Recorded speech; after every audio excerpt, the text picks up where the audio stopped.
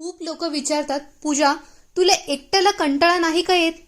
पण माझ्या या अभंग उंबरठ्यावर माझी एक छोटी सखी नेहमी सोबत असते. भेटूया आजच्या तिसऱ्या भागात. आजचा हा तिसरा दिवस खूप खास आहे, कारण आजचा अभंग आपल्या जगाशी नाही तर स्वतःशी मैत्री करायला शिकवतो. तुका म्हणे होय मानसी संवाद, आपुलीचे वाद आपणासी. संत तुकाराम महाराज. तुकोबा म्हणतात, अख्ख्या जगाशी वाद घालण्यापेक्षा कधी स्वतःच्या मनाशी संवाद साधलाय का? या मुक्या प्राण्यांचं बघा, यांना कुठलेही वाद ठाऊक नसतो. त्यांना फक्त प्रेम आणि शांती कळते. आपणही जर स्वतःशी मैत्री केली तर आयुष्य किती सोपं होईल ना. तुमच्या आयुष्यात तो छोटा मित्र कोण आहे जो तुम्हाला शांती देतो? कमेंटमध्ये नक्की सांगा.